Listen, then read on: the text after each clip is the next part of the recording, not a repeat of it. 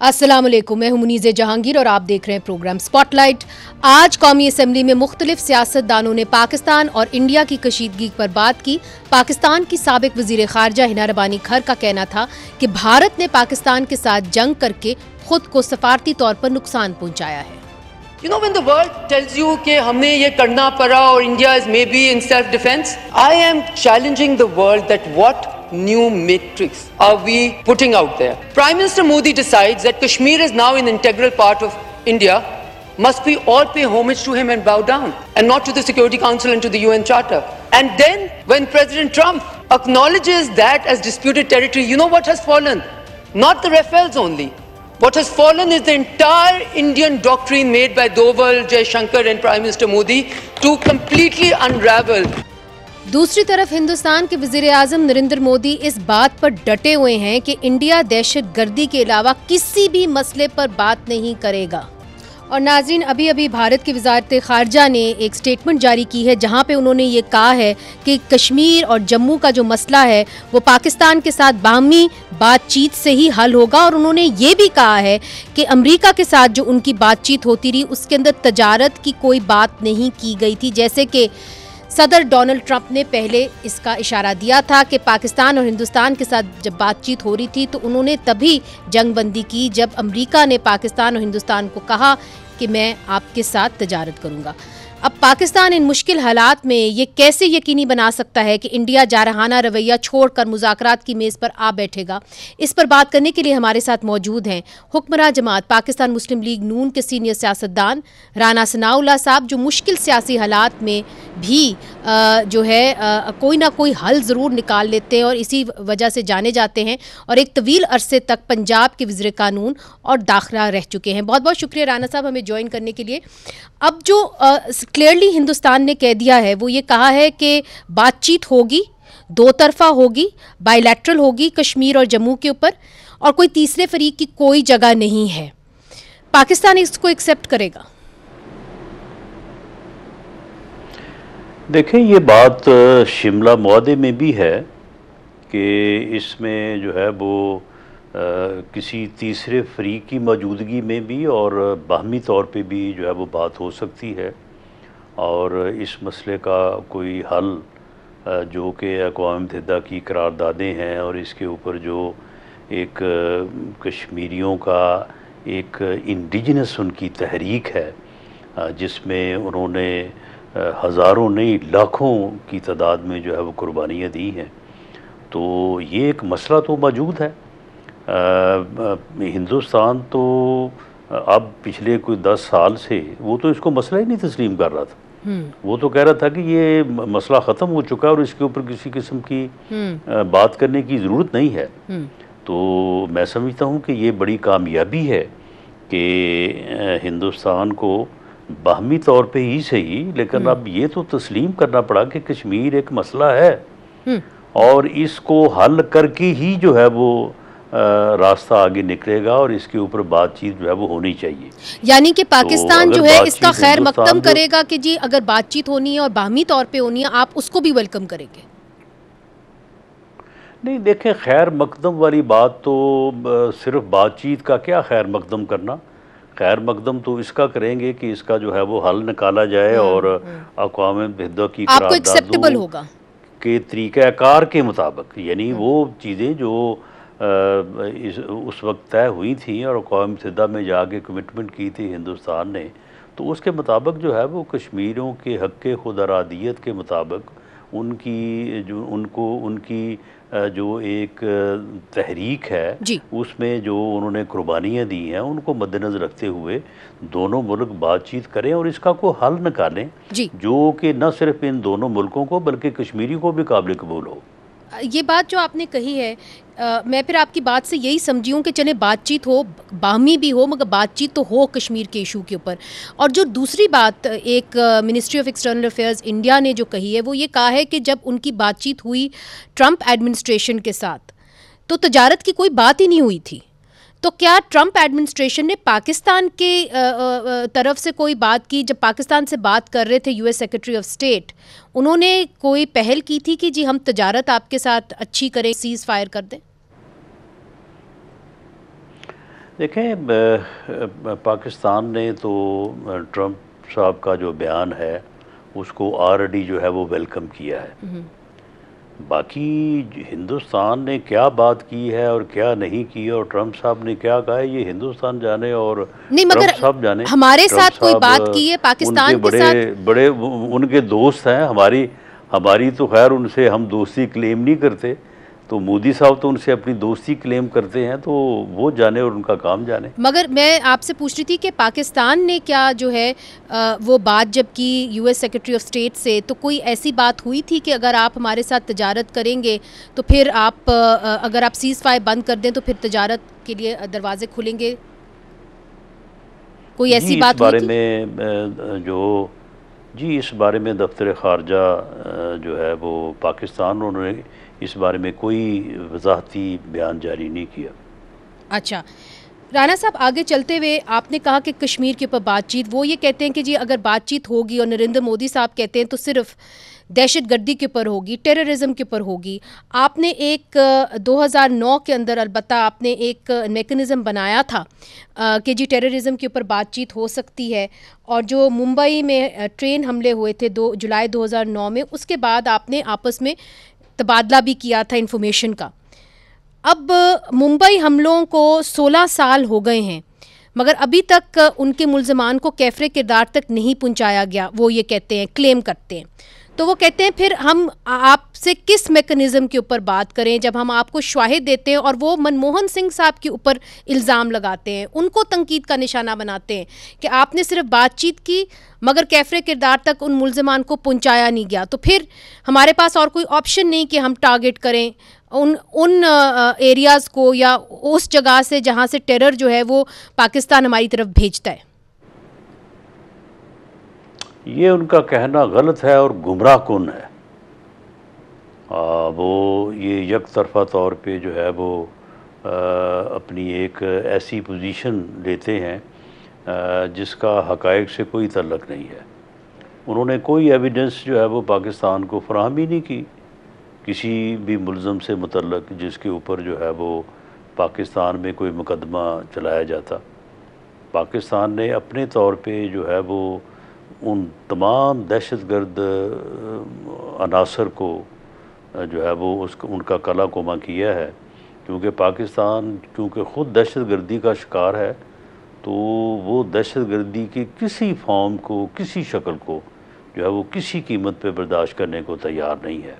हिंदुस्तान ने कभी इस बारे में तआवन नहीं किया, और हिंदुस्तान अगर तआवन करे तो पाकिस्तान जो है वो बिल्कुल इसके ऊपर अमल करने को और इस चीज़ को दहशतगर्दी के ख़िलाफ़ हर किस्म की कार्रवाई करने को जो है वो तैयार है। और अगर जब हिंदुस्तान बात करेगा तो सबसे पहले तो उससे कुलभूषण का जवाब पूछेंगे ना, कि वो बताए ना कि वो जो कह रहा है वो किस हद तक सही है और उसके ऊपर हिंदुस्तान की हुकूमत का क्या स्टांस है। जी, मगर आप कह रहे हैं कि कोई भी आपको एविडेंस नहीं दी। ये बड़ी इंपॉर्टेंट बात की है राणा साहब, इसलिए चूँकि आप होम मिनिस्टर पंजाब रह चुके हैं, तो ज़कीउर रहमान लाखवी और ये जो बाकी दीगर लोग हैं जिनको मुंबई हमलों के नतीजे में पकड़ा गया, इनके खिलाफ जो कार्रवाई एंटी टेररिज्म कोर्ट्स ने की है, उसके अंदर हिंदुस्तान की कोई भी इंफॉर्मेशन आपके काम नहीं आई, कोई भी शवाहिद आपके काम नहीं आए? जी, उन्होंने इस बार मामले में कोई सीरियस एफर्ट्स ही नहीं की, कोई एविडेंस जो है वो प्रोवाइड नहीं की। हमने अपने तौर पे जहाँ पे जो भी हो सकता था, क्योंकि we are committed to proceed against terrorism, तो वो हमने किया, लेकिन उनकी तरफ से कोई चीज़ नहीं मिली। अच्छा, और ये जो 3 दहशतगर्द हैं जो कहते हैं कि जी 3 दहशतगर्द हमने मारे हैं, एक का नाम है मोहम्मद यूसुफ अजहर, अब्दुल मालिक, मुदस्सिर अहमद, ये तीनों के तीनों जो हैं इनका ताल्लुक़ लश्कर तैयबा से है, और मुरीदके में ये कहते हैं कि जी उन्होंने हेड क्वार्टर्स जो है उसको टारगेट किया। फिर इन्होंने भावलपुर के अंदर मसूद अज़हर को टारगेट किया। वो कहते हैं कि जी हमने उनके ख़ानदान को मारा। इनके क्लेम्स को आप कैसे देखते हैं? आप तो मामलात को अच्छी तरीके से जानते हैं, being farmer Punjab home minister. देखें, लश्कर तैयबा का या वहाँ पे जो है भावलपुर में कोई वजूद ही नहीं है। वहाँ पे पूरा इंटरनेशनल मीडिया वहाँ पे गया है, सब जगह लोगों ने जाके, खुद गैर जानबदार मीडिया ने, गैर जानबदार लोगों ने जाके देखी है। वहाँ पे कुछ भी नहीं है। वहाँ पे जो इस्लामी तालीमात के मदरसे थे जहाँ से जो है वो शिकायत पैदा हुई, वो सब चीज़ें जो है वो डिसबैंड कर दी गई है। अब वहाँ पे कुछ भी नहीं है। ये खामखा का जो है ये प्रोपेगेंडा जो है ये किया है हिंदुस्तान ने, सिर्फ अपनी तोसी पसंदी को जो है वो जवाज़ फराहम करने के लिए, और इसी को जवाज़ बना के तो उसका ये ख्याल था कि हम हमला करेंगे और अखंड भारत का ख्वाब जो है वो पूरा करेंगे, जो कि चकनाचूर हो गया। जी, मगर ये जो 3 लोग हैं, मोहम्मद यूसुफ अज़हर, अब्दुल मालिक, मुदस्सिर अहमद, इनके बारे में हमें कुछ मालूम है या हमारे पास कोई इन्फॉर्मेशन है कि ये किसका रेफरेंस दे के वहाँ पे अटैक कर रहे थे, इतना बड़ा अटैक? जी बिल्कुल, कोई रेफरेंस, कोई इन्फॉर्मेशन, कोई एविडेंस, कोई चीज़ नहीं दी हिंदुस्तान ने, बल्कि वो तो और हमारे पास भी कोई इन्फॉर्मेशन, हमारी इंटेलिजेंस एजेंसीज ने भी कोई इन्फॉर्मेशन हुकूमत को नहीं दी कि जी ये किसकी बात कर रहे हैं? जी नहीं, कोई इन्फॉर्मेशन नहीं है। और ये पता नहीं कौन लोग हैं वहाँ से, वहाँ तो मालूम हो रहा है कि वहाँ पे ऐसे ही इन्होंने कोई बेगुनाह लोग पकड़ के मार दिए हैं और उनको जो है वो उस वाक़े का ज़िम्मेदार ठहराया है। बल्कि इसकी अगर कोई आला पैमाने पे और किसी फोरम पे, थर्ड फोरम पे, इम्पार्शल फोरम पे इन्वेस्टिगेशन हो तो पता नहीं ये वाक़या जो है कहीं इन्हीं का किया धरा ना निकल आए। क्या मतलब कि ये वाक़या इन्हीं का किया? अच्छा, आप फॉल्स फ्लैग ऑपरेशन पहलगाम की बात कर रहे हैं? जी जी। अच्छा, मगर राना साहब 2020 में पाकिस्तान ने जो है जैश ए मोहम्मद और जमातुल दावा के 964 एसेट्स जो है इनको फ्रीज़ कर दिया था। अब मुरीदके के अंदर भी आप लोग एक तरह से आपने एक हुकूमत का जो है वो एक वहाँ पे कंपाउंड बना दिया था, तो क्या हुकूमत उसकी मॉनिटरिंग कर रही थी कि जी यहाँ पे ऐसा कोई, चूँकि ख़ुद हमने इसके ऊपर क्लैम्प डाउन किया है, तो क्या हुकूमत इसकी मॉनिटरिंग कर रही थी कि यहाँ पे कोई गैर कानूनी काम ना हो रहा हो? जी मॉनिटरिंग नहीं, हुकूमत ने इस चीज़ को इंश्योर किया है कि कोई किसी किस्म की एक्टिविटी जो है वो पाकिस्तान में ना हो। वहाँ पे जो है वो पूरी शरह सदर से और ज़मानत से ये बात कही जा सकती है कि बहावलपुर और मरीदके में जहाँ से ये पहले कोई शिकायत जो है वो पैदा हुई थी, वहाँ पे बिल्कुल एवरीथिंग इज़ क्लियर, कोई वहाँ पे ऐसी चीज़ नहीं है। जी, मगर पाकिस्तान ने चूँकि फैटफ के अंदर भी और भी पाकिस्तान ने जो पाबंदियां भी लगाईं वो यकीनन उन्होंने जैश ए मोहम्मद और जमातुल दावा के ऊपर लगाईं, तो वो किस बेसिस के ऊपर पाकिस्तान ने लगाई हैं? देखिए, इसमें आपके इल्म में है कि एक ज़माने में जो है वो अफ़गानिस्तान में जो है वो कुछ ऐसे हालात थे कि पूरी दुनिया, नेटो, अमेरिका, सब ने जो है वो वहाँ पे जो है वो एक सुपर पावर को, जो उस वक्त के हालात के मुताबिक एक जहरे पावर थी और वो पाकिस्तान की जो है वो सरहदों पे, बॉर्डर्स पे आन पहुँची थी, तो उसके ख़िलाफ़ लड़ने के लिए कुछ लोगों को जो है वो अलाउ किया, कुछ लोगों को इस काम में जो है वो जिसको मुजाहिदीन के नाम से भी याद किया जाता है, तो वो जो है वो बाद में जब उन्हीं लोगों से जो है वो शिकायत सामने आई, तो उसके बाद जो है वो उसका पूरी जो है वो सख्ती से उसका जो है वो तदारक किया गया। जी। इसी तरह से देखें, कश्मीर जो है, कश्मीर में जब हिंदुस्तान की 7.5 लाख फ़ौज इतना जुल्म करेगी, तो उस जुल्म के रिएक्शन में वहाँ से कोई नौजवान जो है वो हथियार उठा सकते हैं। अब उसका इल्ज़ाम जो है वो पाकिस्तान पे लगाया जाए या उसे जो है वो हमारे दीन इस्लाम से जो है वो उसको जो है वो तनकीद दी जाए, ये गलत है। भाई अपना जुल्म रोको वहाँ पे। जब तुम जुल्म करोगे हत्थे बेकसूर लोगों के ऊपर, तो उनमें से फिर कोई वानी पैदा हो जाए तो फिर उसमें पाकिस्तान का क्या कसूर है? मगर ये जो आपने, उसमें इस्लाम का क्या कसूर है? जी बिल्कुल, हिंदुस्तान को ये बात समझनी चाहिए। जी। अब वहाँ पे जो इन्होंने ये पिछले 15 दिन में वहाँ पे जो जुल्म किया है, उसकी तो मिसाल नहीं मिलती पिछले 70 सालों में। तो आप मुझे बताएं कि उस जुल्म के नतीजे में अगर वहाँ पे कोई जो है वो बगावत करता है या कोई वहाँ पे हथियार उठाता है, तो क्या वो पाकिस्तान का कसूर जी, है और अफसोस की बात या ये वो इस्लाम का जी, कसूर है? अफसोस की बात ये राना सनाउल्लाह साहब की ये जो हॉस्टिलिटी रही है हिंदुस्तान और पाकिस्तान के दरमियान, तो सबसे ज़्यादा जो भुगता है वो कश्मीरियों ने भुगता है, चाहे वो आज़ाद जम्मू कश्मीर के कश्मीरी हों या मकबूजा कश्मीर के कश्मीरी हों, सबसे ज़्यादा हलाकतें यहीं पे ही हुई हैं। राना साहब, एक छोटा सा वक्फा शामिल करते हैं, मगर फिर आपसे जानना ये बहुत ज़रूरी है कि अब क्या वो ऐसा मेकनिज़म है जिसके तहत पाकिस्तान और हिंदुस्तान मुज़ाकराती मेज़ के ऊपर आ सकते हैं? क्या हिंदुस्तान इस पे मानेगा? पाकिस्तान के पास कोई आइडिया है कि कैसे इस चीज़ को आगे लेके चलना है? और सिंतास मुआहदा जो है जो अभी मुअत्तल पड़ा हुआ है, उसके बारे में पाकिस्तान क्या करेगा? ये सब कुछ वक्फे के बाद।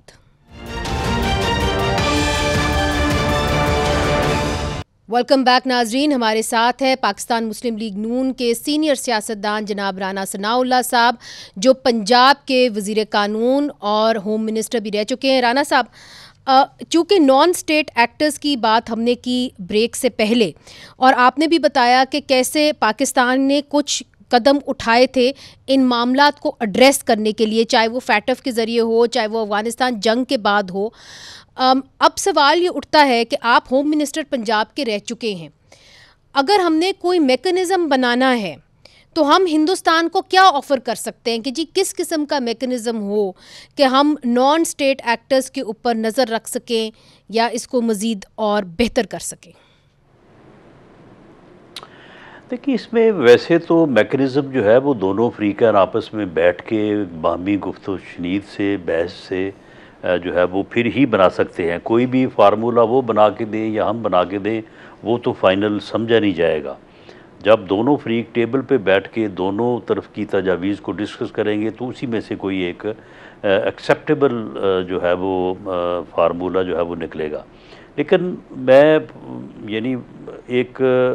यानी इंस्टेंस के तौर पे ये होना चाहिए, या कम से कम हमें यहाँ से शुरू करना चाहिए कि कोई एक इम्पार्शल, भले उसमें दोनों ममालिक की बजाय किसी और थर्ड कंट्री के लोग भी शामिल हों, एक ऐसा इंडिपेंडेंट इम्पार्शल कमीशन बनाया जाए कि जब भी कोई वाक़या हो तो उसके मुतल्लक वो इन्वेस्टिगेट करे, इंक्वायरी करे और वो पता लगाए कि इसमें कोई मुलव्वस तो नहीं है, बजाय इसके कि हमारे यहाँ वाक़या हो और हम उसका इल्ज़ाम हिंदुस्तान पे लगाएं, हिंदुस्तान में या कश्मीर में कोई वाक़या उसका इल्ज़ाम पाकिस्तान पे लगाया जाए और उसके बाद जो है वो फिर चढ़ाई की जाए, उसके बाद जो है वो फिर जंग मुसल्लत की जाए।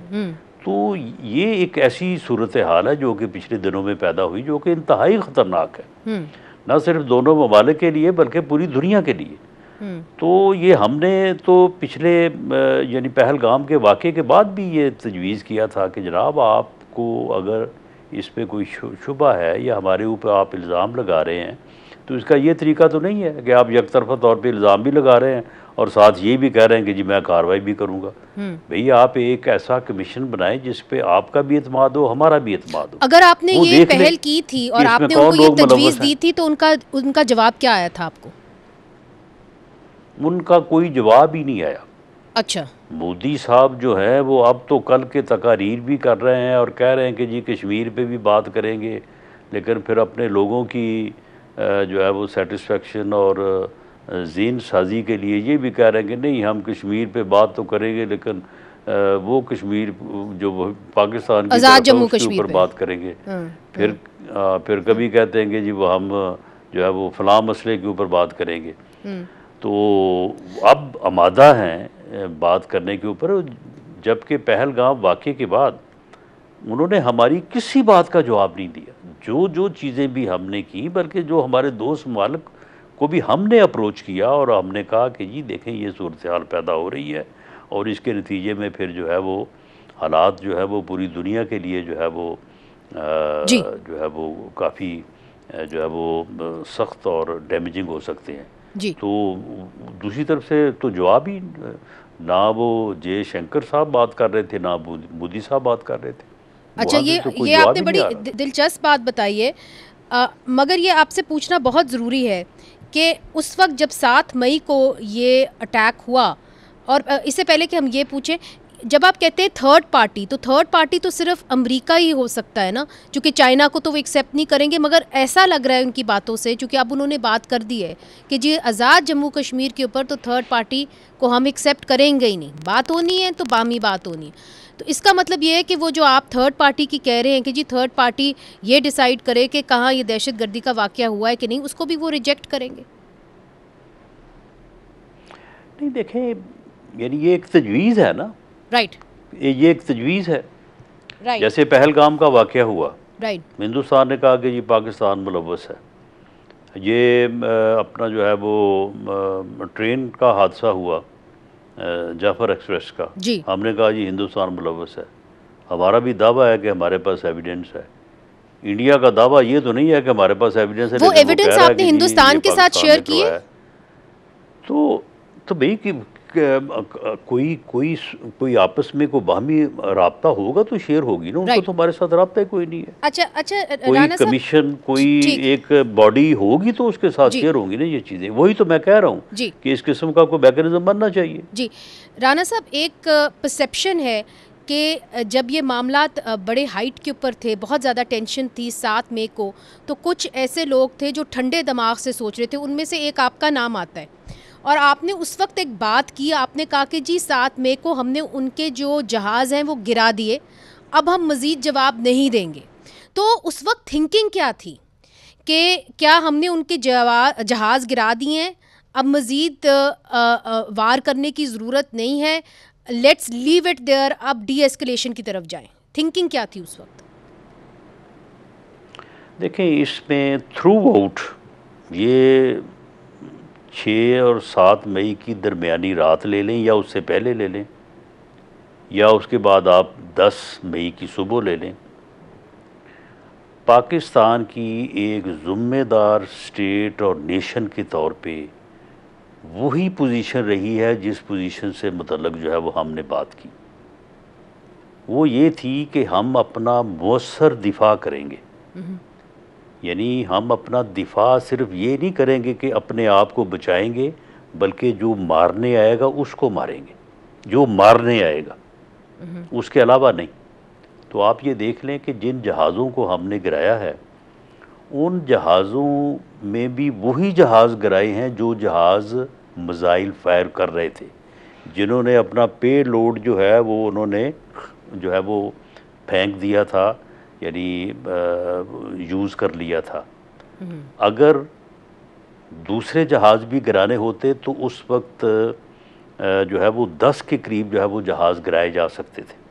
ये राफील जहाज़ों का कब्रिस्तान बन जाना था, लेकिन वो नहीं गिराए क्योंकि जिसने हमला नहीं किया उसको जो है वो अटैक या टारगेट नहीं किया गया।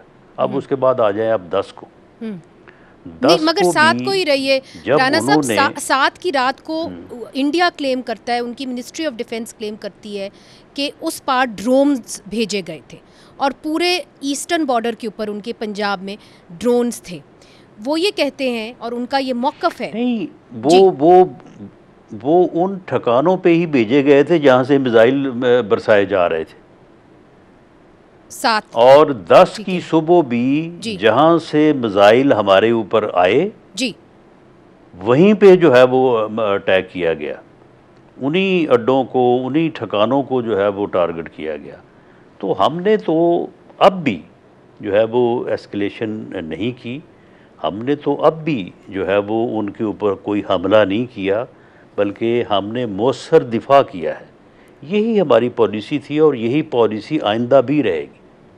अच्छा, तो ये बड़ी आपने अहम बात की है राणा साहब। सिंध तास मुआहदे के ऊपर हम अभी तक नहीं आए हैं, कुछ स्टेटमेंट्स आई हैं सिंध तास मुआहदे के हवाले से और जंगबंदी के हवाले से, वो भी आपसे पूछनी। छोटा सा वक्फा शामिल करते हैं, फिर से हाजिर होते हैं।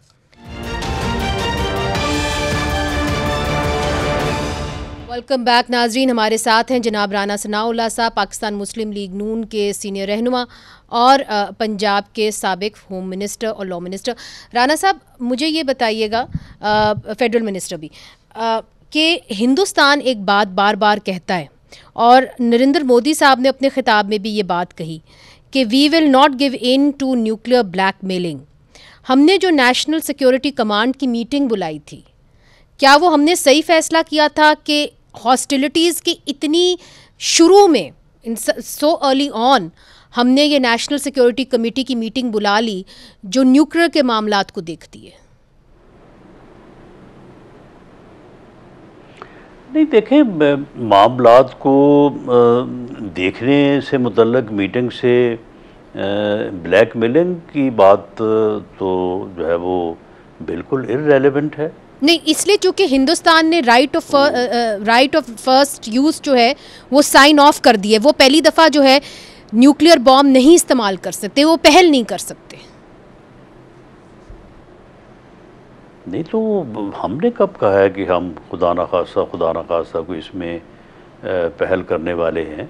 चूंकि हमने नेशनल सिक्योरिटी कमेटी की मीटिंग बुलाई तो एक इमेज गया, एक परसेप्शन गई कि जी नेशनल सिक्योरिटी, और पूरे मुल्क में थरथल्ली मच गई कि नेशनल सिक्योरिटी कमेटी जो है वो न्यूक्लियर के मामलात को देखती है और उसकी मीटिंग बुला ली गई है और ये इंटरनेशनल न्यूज़ बनी। लेकिन खुदा न खासा वो कोई उस मीटिंग से ये मुराद लेना कि खुदा न खासा कोई उस ताकत को जो है वो इस्तेमाल करने की कोई बात होगी, ये बिल्कुल गलत है, ऐसी कोई बात नहीं हुई। मगर सर, नेशनल कमांड अथॉरिटी की मीटिंग बुलाना क्या दुरुस्त फैसला था? चूँकि उसकी ख़बरें तो पूरे बैनुल अक़वामी मीडिया में भी बनी और ये PTV की रिपोर्ट थी कि जी नेशनल कमांड अथॉरिटी की मीटिंग बुला ली गई है। ऐसे वक्त में ऐसी मीटिंग्स का होना जो है वो ज़रूरी होता है ताकि इन चीज़ों के ऊपर अपना कंट्रोल, इन चीज़ों से मुतल्लक जो पॉलिसी है उसको रिफ्रेश किया जाए। ठीक, एक और सवाल आपसे करना है, वो है इसाक डार साहब ने भी एक इंटरव्यू हाल ही में दिया है। सिंध तास मुआहदा जो है हिंदुस्तान ने यूनिलैटरली मुअत्तल कर दिया है। अब पाकिस्तान कहता है कि ये this is almost like a war cry. Pakistan जो है सीज़ फायर की पाबंदी जो है वो करता रहेगा और सिंध तास मुआहदा साथ साथ मुअत्तल रहेगा, ये साथ साथ चलेगा? नहीं, मुअत्तल उसका क्या होना है, ये तो ऐसे ही ज़ुबानी कलामी बातें हैं ना। वो मुआहदा कागजात में मुअत्तल करने से तो मुअत्तल नहीं होगा ना, वो तो ऑन ग्राउंड मौजूद है। पानी जो है वो पाकिस्तान के हिस्से का आ रहा है, जो हिंदुस्तान के हिस्से का है वो उनके पास है। एक्ट ऑफ वार उस एक्ट को तस्लीम या समझा जाएगा जो उस पानी को रोकने या डाइवर्ट करने के लिए जो है वो वजूद में लाया जाएगा। यानी कोई ऐसा इंफ्रास्ट्रक्चर जो उस पानी को रोकने का मूजब बने, उसको बनाने का जो एक्ट होगा वो एक्ट ऑफ वार तस्वर किया जाएगा। ये ज़ुबानी वो रोज़ कहते रहें कि जी हम बंद कर देंगे, हमने बंद कर दिया है, हम ये कर रहे हैं, हम वो कर रहे हैं, ये एक्ट ऑफ वार नहीं होगा, बल्कि ये तो गिदड़ बपकियाँ होंगी ना, वो जो अपनी लोगों की ज़हन साजी के लिए वो करते हैं। लेकिन अगर उन्होंने उन दरियाओं पे जो पाकिस्तान के हिस्से में आए हैं वहाँ पे इस किस्म का कोई इंफ्रास्ट्रक्चर जो है वो बिल्ड करने की कोशिश की जी, तो उसे न सिर्फ रोका जाएगा, उसे एक्ट ऑफ वार समझा जाएगा और उसके ऊपर पूरी दुनिया को, ये नहीं होगा कि हम सुबह उठें और हिंदुस्तान की तरह कोई अमल करके तो बाद में फिर लोगों को समझाते फिरें। हम पूरी दुनिया को अपने साथ लेंगे, पूरी दुनिया को दिखाएंगे कि ये देखें ये गलत कर रहा है, बैनुल अक़वामी रूल्स को, लॉ को वायलेट किया जा रहा है, तो उसके बाद जो है वो फिर हम उसको जो है वो टारगेट करेंगे। जी राना साहब, आप मियाँ नवाज शरीफ साहब के बहुत करीबी साथी हैं। मियाँ नवाज शरीफ साहब 3 दफ़ा वज़ीर आज़म रह चुके हैं और इन मरहले से हिंदुस्तान के साथ बहुत बार गुजर चुके हैं। ये ख़बरें थीं कि मियाँ नवाज शरीफ साहब जो है वो नेशनल सिक्योरिटी की मीटिंग को अटेंड करने आए थे इस्लामाबाद में। पता नहीं ये सच हैं कि गलत हैं, मगर मियाँ नवाज शरीफ साहब ने क्या आप लोगों को गाइड किया था और उनकी क्या राय थी? चूँकि उनकी कुर्बत रही है माजी में नरेंद्र मोदी के साथ, उनकी क्या राय थी? देखिए, मियाँ नवाज शरीफ साहब जो हैं वो पाकिस्तान मुस्लिम लीग नून के सदर हैं और दोनों हुकूमतें जो फेडरल गवर्नमेंट और पंजाब गवर्नमेंट जो है वो उनकी हुकूमत, उनकी जमात की हुकूमतें हैं।